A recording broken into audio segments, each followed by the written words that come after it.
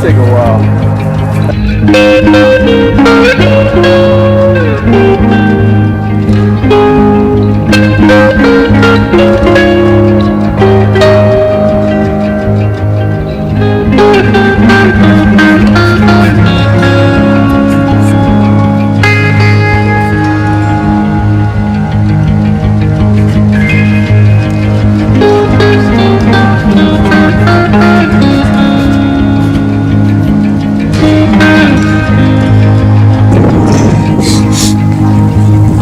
This is how you can do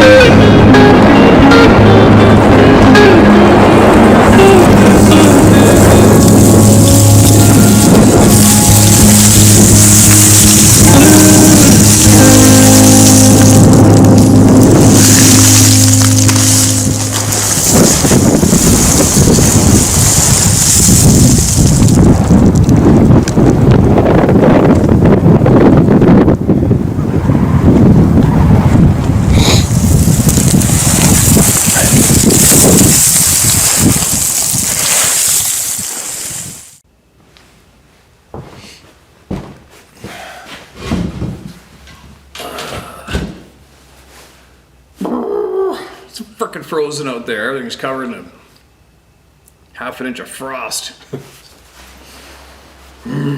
So weird transitioning to just getting up, putting on a pair of shorts and flip-flops and going about your day every day. Come home to this. Anyway, I think I'm getting caught up on the jet lag thing. Woke up at 5 o'clock this morning and I feel 10 times different than I did yesterday. Holy shit, I was a mess tired yesterday. Here comes Adventure Dog. I'm gonna get right into it, sharing a bunch of voices here this morning. Had an overwhelming amount of emails in about how to share knowledge with people, about offending people or freaking them out. Appreciate it all. We'll get to it. What are you doing, puppy? What are you doing? We're gonna weigh her today. Who knows what she's weighing? She's such a monster, aren't you? Huh? Monster doggy. Hey? Anyway. Sir, shaved my head yesterday. Got no hair left. Probably a little too early. I probably needed that hair to help keep my head warm when I go steelhead fishing. But anyway. Another thing too that's bizarre is when you go away for a while to a country where none of the BS exists that they're pushing on us these days. It's a really weird transition, you know, to go and experience no BS for a full month and you come home to everything's just upside down. And that's a fact. It's kind of weird to experience that. More on that later. Now, listen to this. There's some important voices to be heard. We're going to get right into it. And then I'm going to go up into the mountains today, see if I can find some firewood and crack the video camera open out in the real world and get out of this indoor shit. Regret finally put to rest. I'm taking these right off the top this morning, so a lot of these are recent. Steve called me Pappy D. I can't disclose my name because it would jeopardize my son's career. Gotcha, man. I've been hunting lease in northeast Texas. My son and I have been hunting there since he was 8. I've always filled our tags, and I enjoy watching my baby boy grow into a responsible man. When he was 12, he was hunting from a tower blind on a long right-of-way. While he was hunting, I got a text from him. He had just seen a Bigfoot. My rational father's brain immediately responded, it was probably another hunter crossing the right-of-way in the adjoining property. Nothing else is ever said. Fast forward to last month. After following your channel for over a year, my son's text popped in my mind during a conversation I was having with a hunting buddy. Hey, not that one. Hey. She's tasting some of the deer heads on the wall, deer antlers on the wall. We were talking about strange things, and the topic of Bigfoot came up. I shared the story of my son's text with him. He then told me about when he was hunting with me one weekend about 3 years ago. He got into his ground blind about an hour before daybreak and was in the process of getting everything squared away. It was about 22 degrees, but cold, and no moon or stars from cloud cover. Directly behind the blind was nothing, heavy brush and brambles. These were way too heavy to try to walk through. As he sat waiting on daybreak, he heard 3 heavy footsteps coming through the heavy brush behind the blind. He yelled out, "Hey, are you effing with me?" and racked around into the chamber of his .270 Remington rifle. Then silence. Nothing else was heard. Even after the sun came up, he looked out behind the blind and nothing was there. Remember, everything was frozen solid and even just grass crunched underfoot? This is the first time he told me about his experience since it happened. He is 1/4 Cherokee. He suggested I ask my son about the day I got the text. The very next day I asked my son if he remembered. At first he pretended not to remember, but after I told him my buddy's experience, he said, "Yeah, I remember." I asked if he thought it was a Bigfoot. He told me it was tall, all black, and crossed the 50-yard wide right-of-way in just a few seconds. I immediately apologized for not believing him and let him know I totally believed he saw one. He had not been stressed about it, but was glad to have me believe him. No doubt. Good for you, man. That's a good move there. Thanks, Pappy D. P.S. How to share what you know and want to share with everyone. Start it with a question that forces your audience to think about it and maybe do some research on their own. Then come back a few days later and say whatever's on your mind. Okay, man, thanks for that. I appreciate that. And I'll bet you gave your son might not admit to it as much as he wants to, but I'll guarantee you just gave him a shit pile of calm. He never forgot that moment for 1 second. It's tattooed into his brain and probably crisp as crisp can be in his mind all the time. I'll bet not too many days go by without him thinking about that day. I'll bet you if you ask him that, he'll admit to that for sure. Send him this video too, and you'll know just how many people are out there that know exactly what's going on, to a point, right? Also, I'm curious to know how you came about following this topic. A year ago, he said, a little over a year ago, without having an incident yourself. It'd be interesting to know how you came across this channel and started following all of our craziness. Thanks for sending that in, man. Appreciate it. Really appreciate that one. Really appreciate all of them, actually. All right, here is another one. Can't wait to get in the woods today. This is titled The Deeper Skeptic. Hi Steve, please let me begin by thanking you and your channel for what I and many believe to be truthful accounts by honest people, though herein lies my biggest question. As an avid outdoorsman, fisher, and hunter of more than 40 years, I too have felt the creepy silence of the forest. At times I've felt stalked, and at times I've actually left my hike due to uncomfortable feelings. I call that second sense and respect that gut feeling more often than trying to rationalize everything as science or cryptic.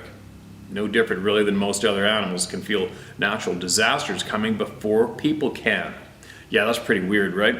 Kind of reminds me on that statement too, when we were in Thailand, they were telling us that the elephants all knew well before the tsunami was coming too. Weird, eh? And they're all acting freaked out.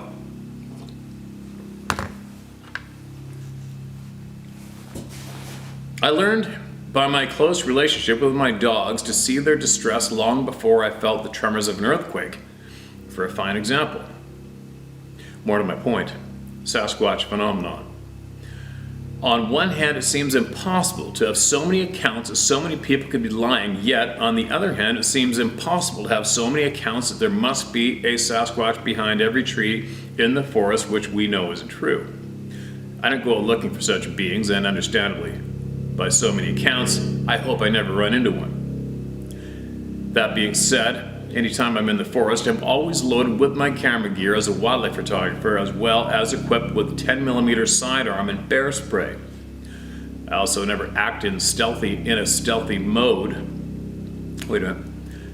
That's a helicopter humming in the background. I also never act in a stealthy mode when entering or leaving a photo shoot or hunting trip. I walk in and out very naturally as if I'm supposed to be there, as if I belong in this forest just as many other creatures do. I'm gonna wait for this thing to fly overhead. It's coming right over the shop. Once in my position, I also don't mind letting my presence be slightly known. Birds, squirrels, chipmunks, etc. begin to also act naturally. Yes, I've had the odd bear surprise. I think we both shat a little. And even a cougar that seemed more shocked than me to discover how close we were to each other. Unfortunately, I've never had to fire on any of them. I've never ever had to deploy bear spray. So, living in the Pacific Northwest my entire life and spending decades in the forest, I truly hope they don't really exist. Or I truly hope I remain lucky to never encounter any of them. Though it does seem there are far too many creatures for them to not be everywhere. Please make mention, I mean no disrespect to anyone, and I certainly do not mean any discredit so many accounts. It's just so hard to comprehend so many accounts. They would have to be everywhere, and you're only one channel of a dozen channels where these accounts are being reported. Just trying to get my head around it. Thank you. Yeah, no doubt. Well, it's good you give it the time, right? It's good that you're listening to the people. That's the key, is listening to the people. You want to learn about anything today? You listen to the people, nobody else. Meaning, no mainstream bullshit flow. Anyway, I don't know, man. They're not behind every tree, but they're not too far away. Don't shoot the messenger. It's not my fault. It just is the way it is. Now, I don't know why some people get to experience it and some others don't. That's a very odd thing for me to be aware of and I take note of. It would take a little while to go in depth to investigate each person who has had an experience. What would you check out? Their energy levels, their blood type, their personality, I don't know, their demeanor, where they've been, what their knowledge level is, their education level. I haven't a clue. All the different factors you can start adding up, and then take in the people they associate with or the people they were with that did not and were not aware of the beings at the exact same time, and then go down the list of all their characteristics. Maybe I don't know what it is. I do not know what the factor is that allows some people to have experiences and some don't. I haven't a clue, because it seems to be straight across the board.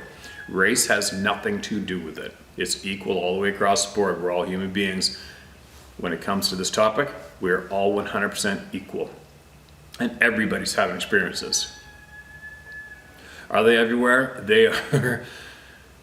There's places where I go, and I am deep in the heart of the middle of absolute ground zero so often for so many years in British Columbia, it's ridiculous. And it's to the point now, it's like, I can be on my side, what I call my side of the valley, and in that timber, and I'll hunt that timber for years and not have nothing happen. But I won't go across that side. Why? I don't know. There's just a natural barrier.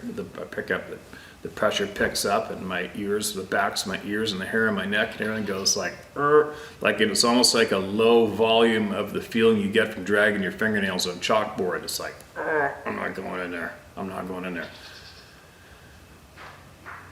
Don't know. I haven't a clue why. But anyway, they may not be everywhere, but they're not far off. They're not too far away at any time. This is a difficult thing to answer, right? I would suggest, you don't want to have an experience, just keep going with your gut instincts, keep going with it, unless one of those rare, super rare incidents happen where it just gets slapped in your face in your headlights or whatever, right? Peeks out behind a tree, there's nothing you can do about it. It catches you off guard, and your sixth sense does not pick up on that beforehand, why? I don't know why. That'll be ice crunching under tires sound. That's how cold it is here. Anyway, don't let it stress you out too much, man. It's just like death. Death's coming, but we don't get stressed about it every single day. You don't have any control over it.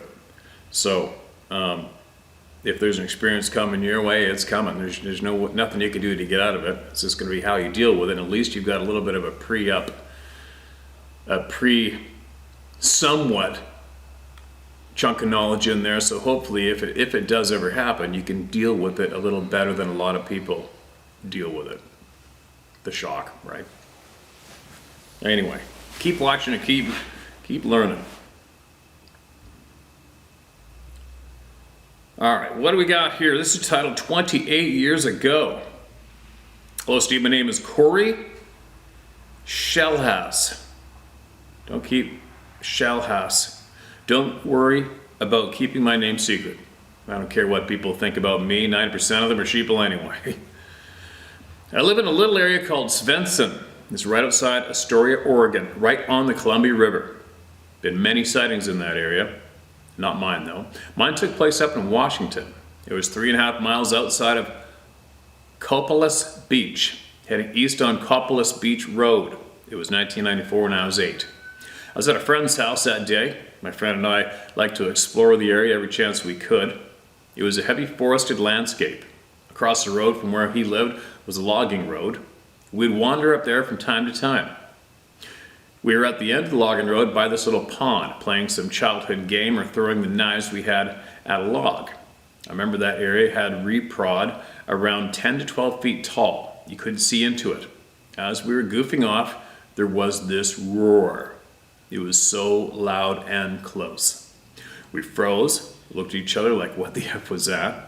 It was the second roar when we both decided to take off running as fast as our little legs could carry us. As we were running, there was something pacing us, roaring the whole quarter mile to the pavement. When we hit the pavement and got across, the roaring stopped. We kept running. We didn't stop until we were in the house. We told his mom what happened. She just brushed it off and said it was probably someone messing with us. I know what it was today. Back then, as an 8-year-old boy, I was just one to the next thing. Back then, as an 8-year-old boy, I was just one to the next thing. Really didn't remember. It happened until about a year or so ago. Thankfully, it didn't have any lasting damage effect on me. I spent most of my free time out in the forest hunting or scouting for new area and elk to hunt, or riding, camping, or just hiking. The forest is my favorite place in the world to spend time. Too many idiots in the world to spend too much time around people. I can go on and on about the blindness and the retardation of mankind today, but save that for another time. I'll email in with my stepson's encounter he had recently some other time. Right now I'm hungry. Time for some steak and eggs. Keep being you, Steve, and don't let the idiocracy we call life get to you too much. One day it will change, hopefully. It's definitely all going to come to a head soon, without a doubt in my mind. You had an experience, all right, man. Well, make sure you send that in. Too bad you didn't include it in this one, because tell you what, getting the frickin' email, getting your email found and read is almost like a lottery these days with how many are in here. So many.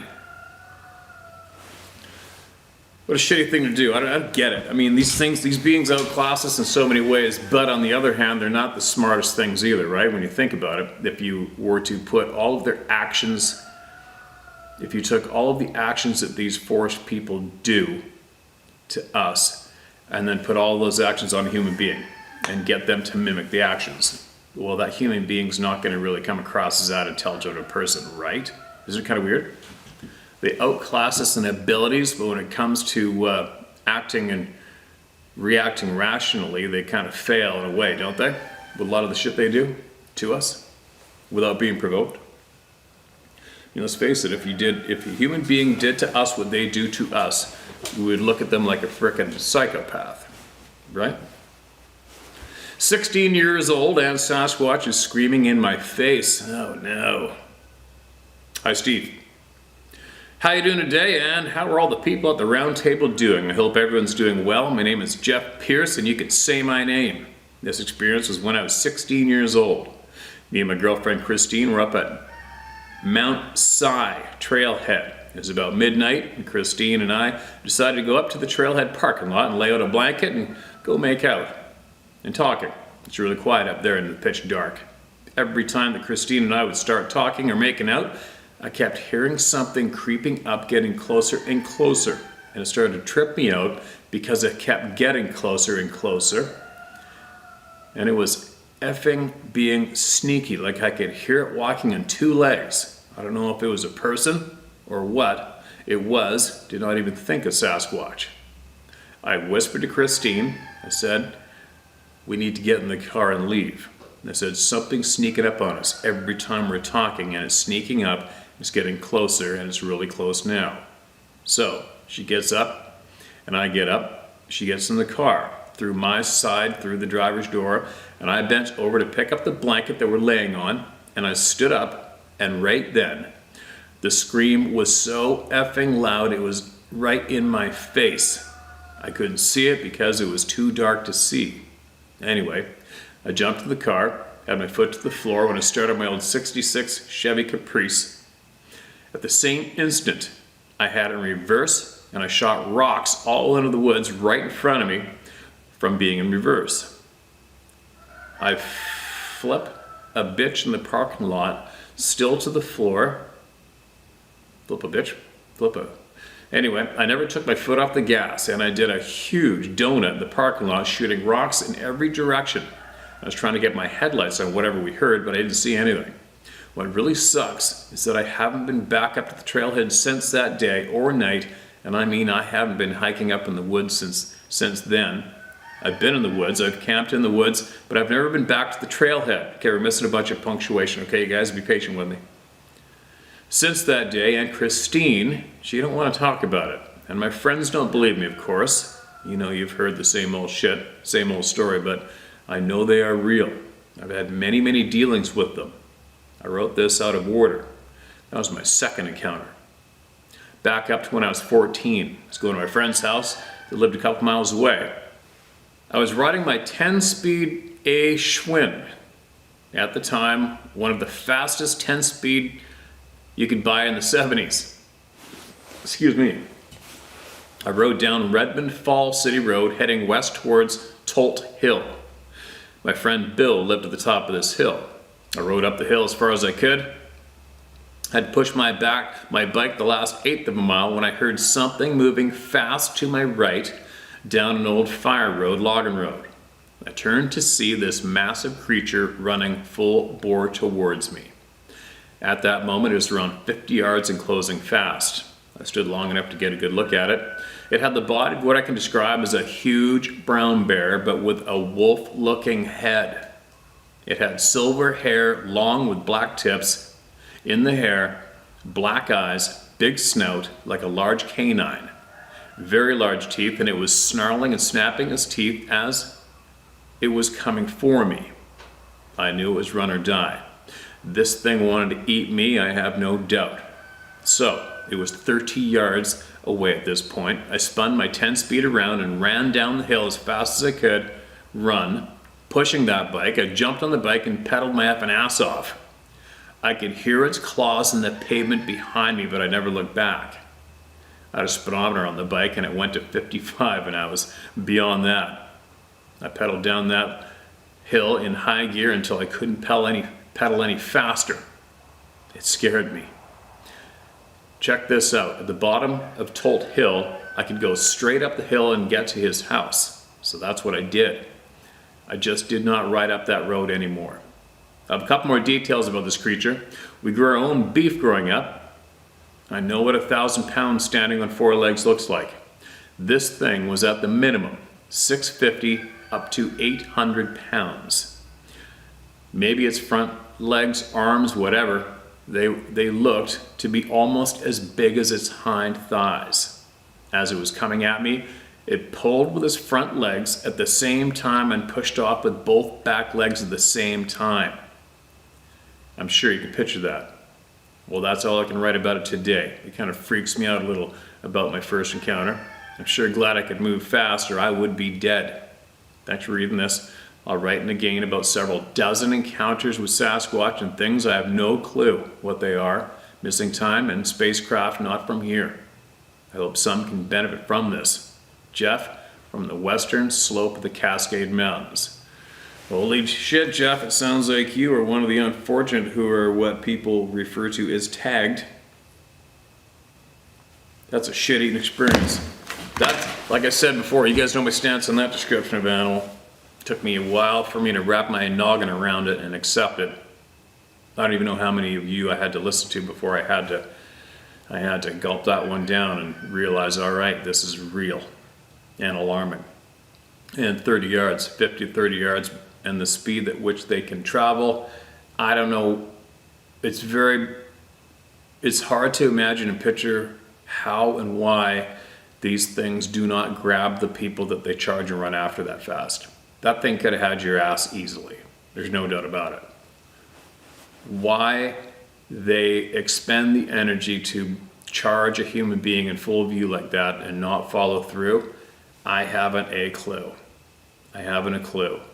Is it because they're on a different plane than us and they can vaguely see us and it's on their side of the plane somewhat, but they can't quite cross the absolute physical touch to touch?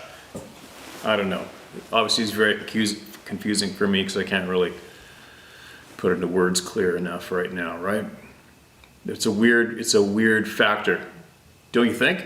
How many people write in about having something like this moving so fast and charging right at us, and you top of look into space, it hated me, it wanted to kill me, it wanted to eat my ass, but they don't follow through and the people get away. I wonder why. Why even expend your energy to do that to a simple human being? Because we are so easy. We're nothing. We are not a challenge in the natural world. We are not a challenge as a prey animal. You know, we just aren't. Unless we're loaded to the nuts with firearms and have a few other people with the same. Then it'd be a little more challenging, but I don't get it.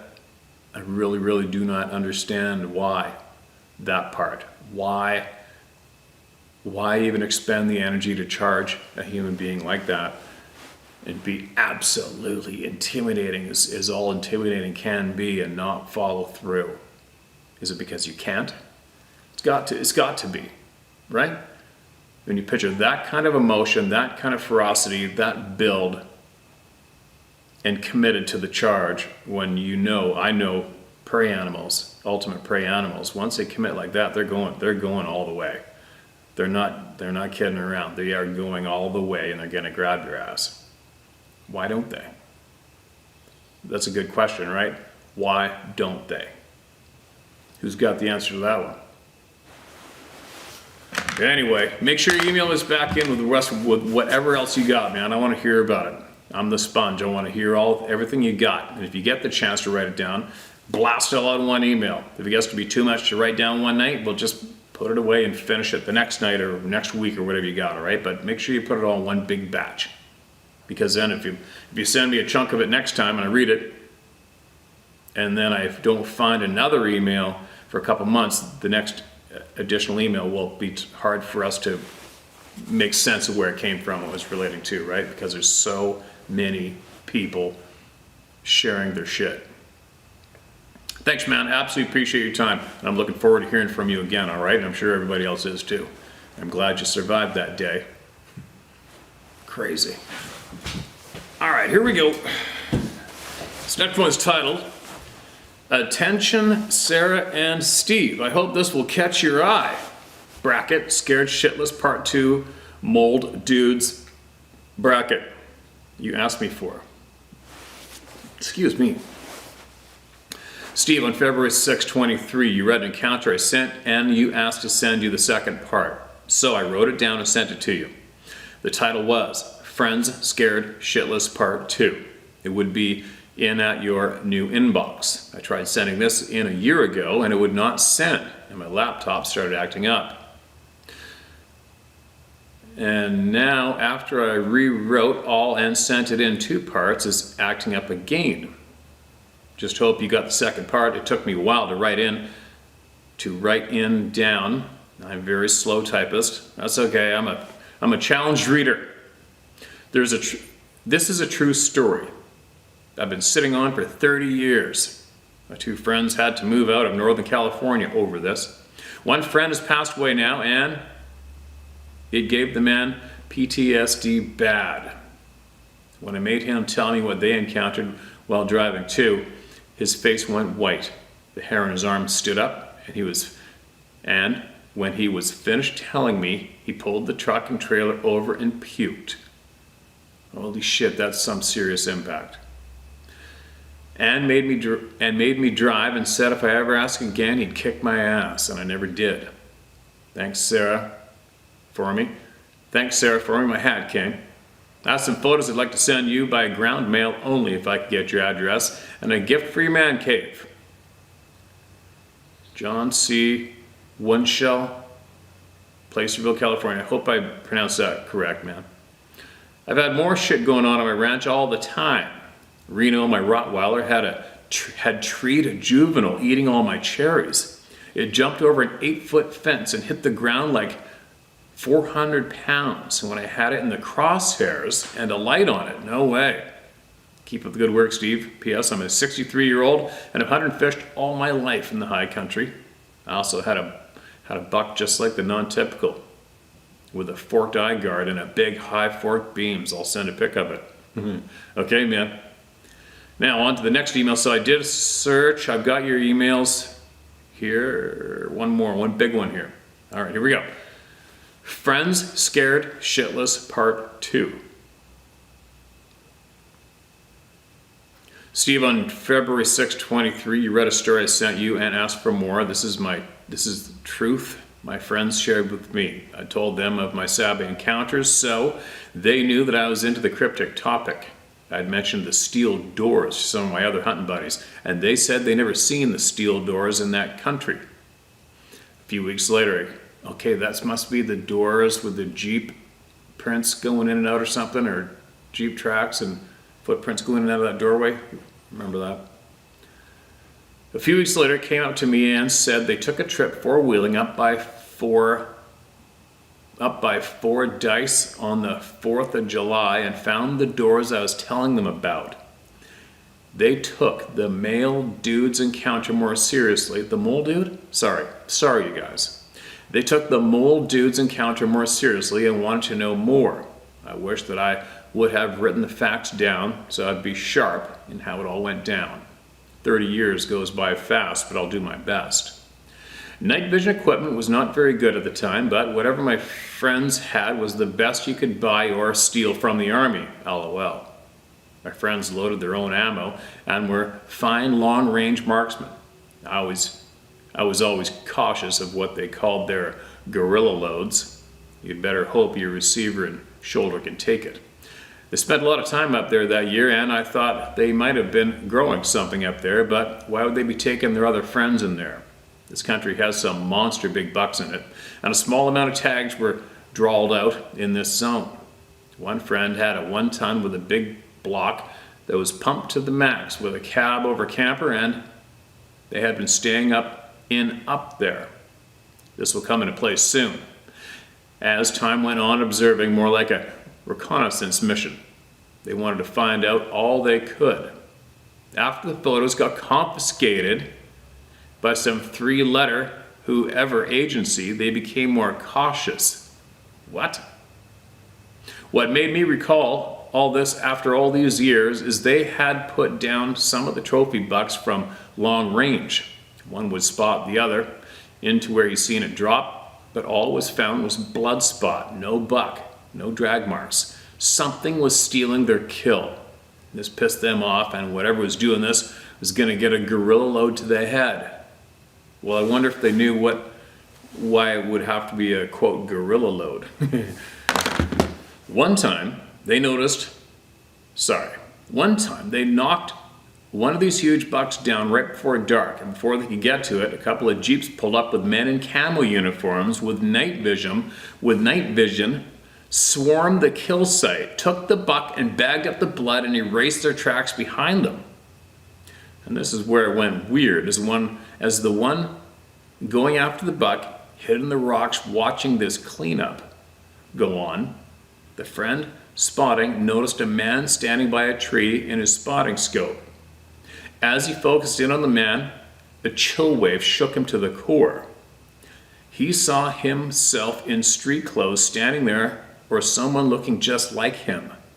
When he told the other guy, he said adrenaline can play tricks on your eyes, and what have you been smoking? Soon that friend was to get the fright of his life that would cause him PTSD for the rest of his life. Some days before, a hunter walked by their camp. They waved at him and gave the motion with you do with the arms out like there's bucks at all. Sorry, I'm reading this rough. I don't know if it's me or the typing, but it's all good.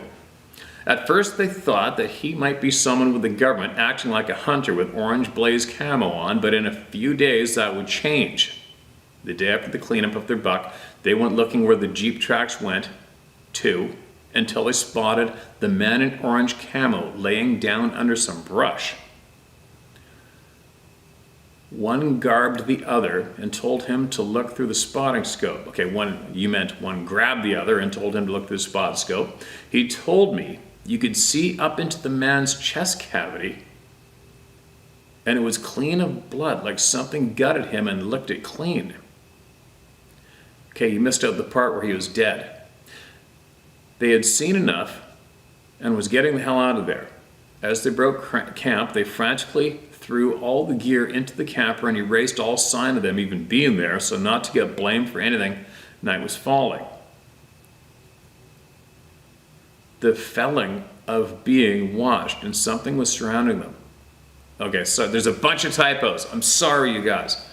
The feeling of being watched and something was surrounding them just out of sight, and the scream started. I never heard this part of the story until years later.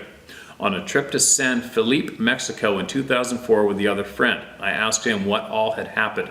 He didn't want to talk about it. I kept bugging him.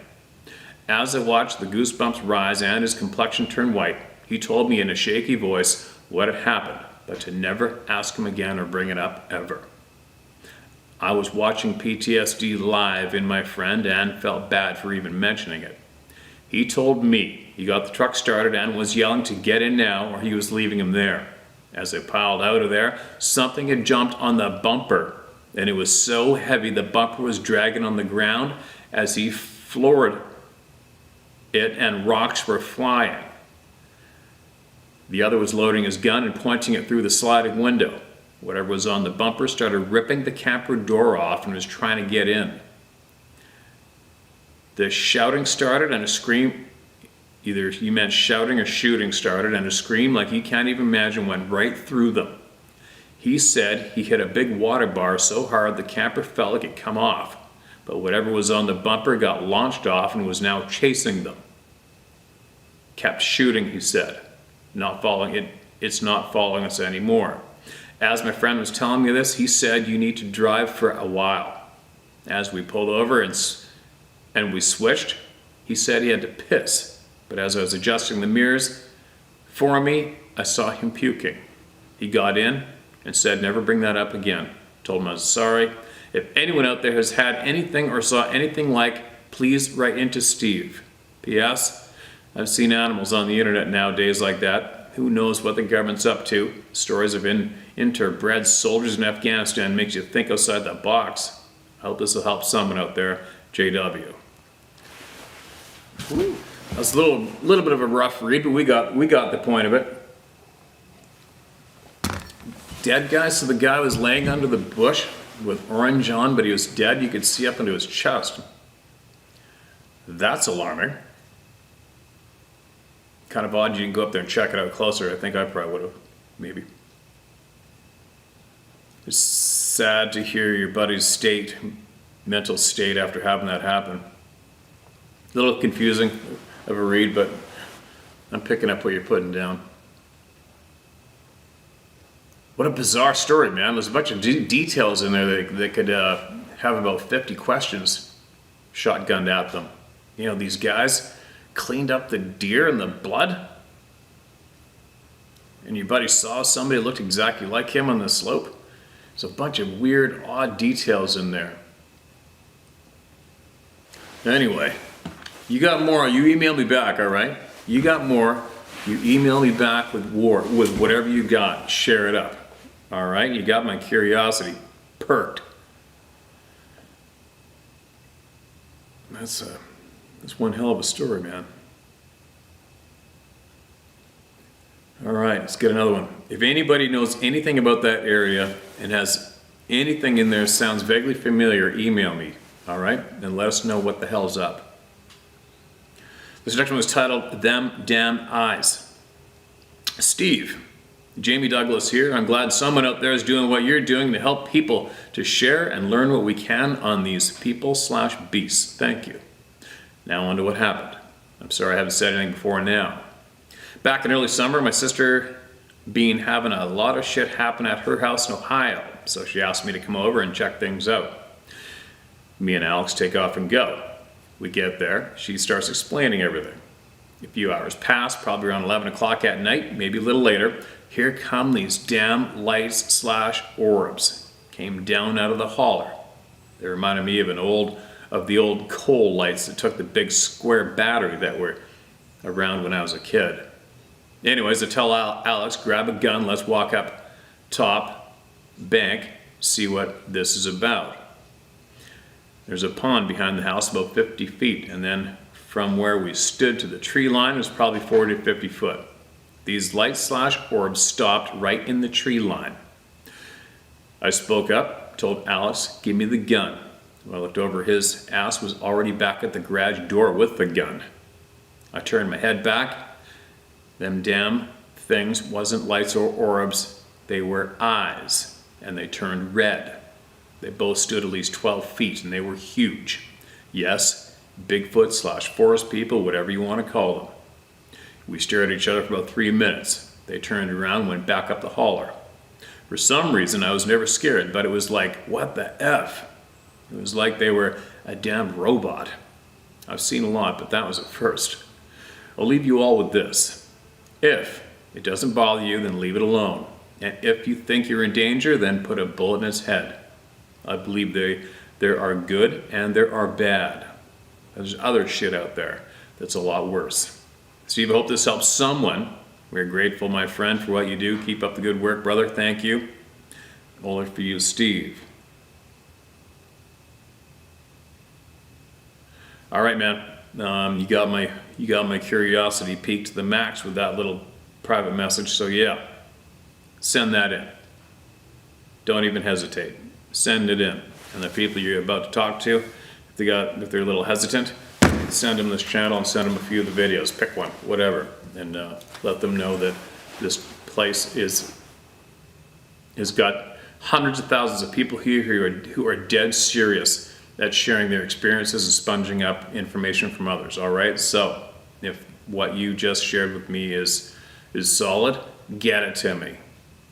All right, get every single fine, teeny tiny detail of what you just hinted at, and get it to me if you can, all right? And whoever may or may not want to share it, share this video with them, all right?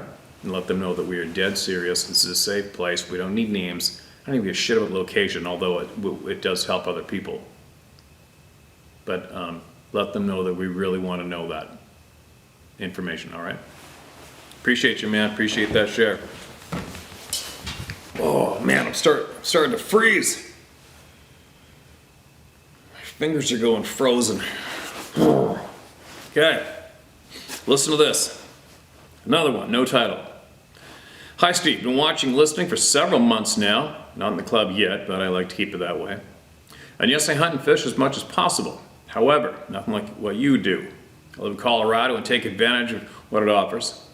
I've owned 10 acres on the backside of Pikes Peak with great access for deer, elk, bear, and mountain lions. My land was an old silver mine that was filled in years before I bought it, and surrounded 360 degrees in Pike National Forest. My 3 sons and I hunted the area yearly and had ATV access to the South Platte River to fish. My question to you and your followers, me included, is this. Number 1, I hear the trending belief is that Bigfoot are people-ish. Number 1, why do they eat raw, fresh kill? Number 2, fire's been available since the flood and earlier, so what's up with that if they are so advanced?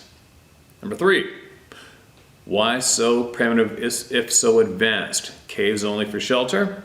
Number 4, anybody ask where they go or come from? Or better, what's on the other side of the portal? Where is it? What's it look like? I like what you're doing, as I know many others do. Please keep it up. So much more going on than just Bigfoot. P.S. Let us know what you hear about that bugger shot down over the Yukon, if you can. Much obliged, Mike. Okay, man. If you're pertaining to what mainstream media is feeding to the people about shit getting shot out of the sky, I don't have 2 seconds for that story theme. I won't, I'm not going to end a story on that one. Why do they eat raw protein? I guess because they can, right? I mean, the majority of animals out there do the exact same thing. We're the only ones that cook. So it's not that uncommon, right? Possibly we should be able to eat raw as well, I would imagine. Our stomachs probably grow a tolerance to the bugs you might get from doing that over a course of amount of time, and that would be completely natural to do, right? I don't know, who knows? Fire? Why do they need fire? Why don't they need fire? There's a whole bunch of questions in there that we all want the answers to as well. But when you start throwing in the other factors combined, it kind of puts all those questions over there, in a way. Not for all of us, but for me, it'd be like, my brain more goes, fire, what they eat, who gives a shit? I want to know how the hell they disappear. What makes their eyes glow, right? How can they frickin' disappear? You know, you look at what our favorite scientist shared, Edgar, about that thing jumping up and down and starting to go translucent from the bottom up. What the F is up with that? Right? Shit like that is what makes me go, what? More so than, how can they eat a raw fish?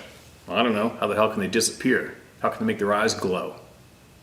How can a researcher in Alaska hear the sounds or mimic the sounds and then frickin' 30, 40 miles away later that night show up in his driveway and have the exact sounds come out of the forest behind his house?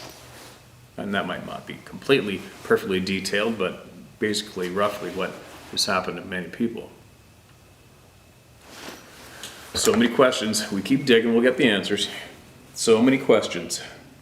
I'm glad the lifelong hunters and fishermen are following and reaching out more and more and more, right? Because typically, previous to this, other hunters, anglers, outdoorsmen would just laugh and scoff at this topic and not give it 2 seconds. So a lot of people I found that have not had experience, but they hunt and fish all their life, they're starting to come around, right? That's a frickin' good thing. Very good thing.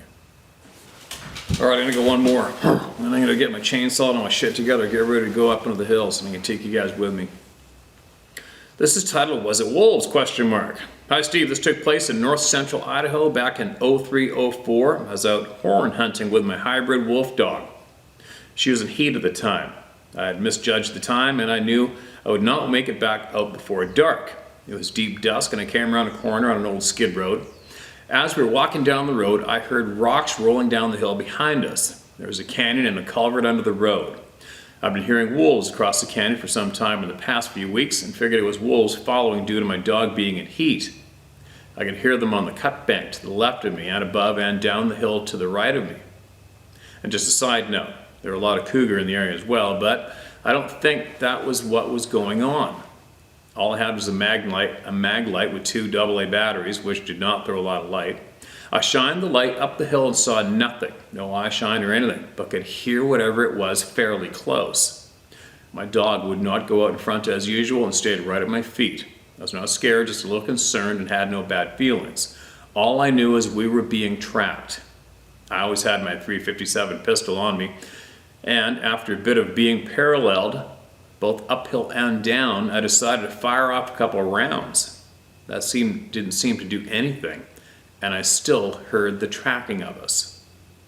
I got a handheld radio on me and called my parents, which lived about a half a mile away from where I was at the time. My dad said he could wait at the bottom of the hill I was on and pick me up. Once I called over the radio and started down the hill, off the skid road, everything seemed better. You said you know wolves fairly well, so would they have tried to attack or just let my dog go unmolested?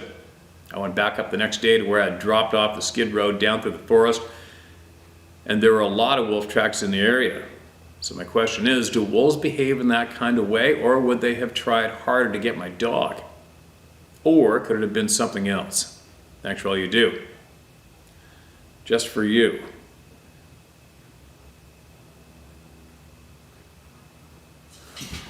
Okay, got you, man. Got your private message too, and no, I haven't heard of the guy. And but getting back to the wolves, I do know that wolves are hunted and trapped where you are a lot. And where wolves are hunted and trapped by humans, they don't follow humans around and they make tracks to get away from us. Bam, right?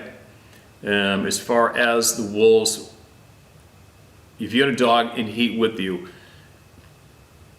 the wolves, I mean, there has been the very odd, rare case of wolves coming and grabbing canines right in front of people. But that's more where they aren't hunted or trapped, right? But I do know that wolves will annihilate your dogs fairly close to you, like as long as there's cover. If your dog gets off in the bush right there, the wolf's just going to grab it and run away with it. Even if it's a German Shepherd, they're just going to grab it and run away with it. That's how powerful and big they are. Or they're going to shred the shit out of it right there, rip its guts out and be done with it. They do not tolerate other canines at all. And especially other wolf packs too. The number one killer of wolves is wolves. They kill the shit out of each other. Rival packs. And as far as hearing them that clear all around you, you don't hear them. I've had wolves. You know, one time I was trapping wolves and I had a deer leg and I was hanging it up in the middle of this tight big ball of willow. And I was hanging it up. There was a huge, serious wolf explosion problem going on. And it was at this ranch. And I was hanging this deer leg up and all of a sudden I could just feel it, like I'm looking around. It's like 1 in the afternoon, broad daylight. And I look down like this to look in the underbrush, or it's downwind of me. And there's 3 sets of black legs right there. Those wolves had. But nobody had been trapping the wolves there ever before or hunting them. And they were exploding and they were eating everything and they're hungry. And that's when they do stupid shit. And these wolves were right there, probably, I don't know, 10, 20, 30, 40 feet from me, downwind. They knew I was a human being in there, but they could smell that humming roadkill too. I got them eventually too, but that's another story. But anyway, I mentioned that to let you know I had 3 wolves walk right in on me and I didn't hear a thing. Nothing. You're not going to hear them. You don't hear bears, you don't hear wolves. The only time you really hear game animals is when they're bolting away from you, running like you wouldn't believe. Until you get to the larger size, like bull elk walking. A herd of elk walking in the timber makes shit piles of noise. A moose can be very deadly quiet, believe it or not, walking silently, but elk seem to be really, really loud. Fur-covered predators are deadly silent. So, I guess what I'm saying is the probability of it being something else and a little more alarming is right up there, as far as I'm concerned. And would they have come and killed your dog right at your feet? No, well, actually, you know what? Back in Pemberton, I had in Owl Ridge, where our friend from Mount Currie was mentioning earlier. I had a woman phone me when wolves were going apeshit there too, and a pack of wolves chased her dog down the side of the street in front of their house, underneath the fence, and the dog stopped beside her at the front door of the house, and those 3 or 4 wolves were standing right next to her car, staring them down. They wanted that dog bad. So there's a rare incident of where I know for a fact the wolves chased the dog right to the owner and then stopped. It's weird that they stopped though, right? Why did they stop? It's just a woman standing there. She's not going to be able to do shit to them. They could have just ran up there, pushed her aside, grabbed the dog and ran away with it. But anyway, no, I don't think it was wolves you heard. How's that for a quick answer tacked onto my long answer? But anyways, I'm freezing. I got to get going. And I'm going to share a lot more shortly. And I'm going to get you guys and my ass out in the middle of nowhere again. Get out of this indoor film and shit. Oh, another quick question. Oh, another thing I was going to mention when the man mentioned earlier about how common are these? Are they behind every tree? We have somebody, and I have not got back to him, and I should have. We have somebody making a map, going through all of your experiences shared here and making a map. And he's going to make it available to everybody. And I forgot I have to email him a whole bunch of locations that I can rattle off real quick to add to the collection. I will. I know you're probably following. I will. But that's going to be interesting to see. Excuse me, those dots. Excuse me, and then I just lost my train of thought. But anyway, I'm going to get going. I'm babbling. I got to get going, and I'm going to be sharing a whole pile more. And a quick question I wanted to ask was, who would you like to hear me speak to and have a conversation with that you could all take part in or sit and listen to? Send me in, or even the comment section below. Tell me who you believe would be a real good informative conversation to have one-on-one, me and them, for you to listen to. All right, let's get that list going. I'll be back shortly.